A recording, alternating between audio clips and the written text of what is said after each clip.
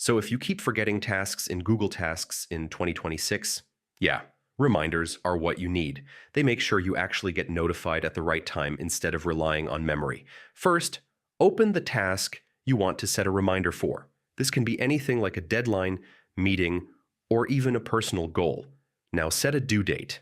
In Google Tasks, reminders are tied to due dates, so this is the first step to activating them. Next, add a time if you want a precise reminder. This helps you get notified exactly when you need to act. Now make sure your Google Tasks is connected with Google Calendar. This is where your reminders will actually appear as notifications. Check your device and browser notifications. If they're turned off, you won't get reminders even if everything is set correctly. If it's something you do regularly, set it as a recurring task.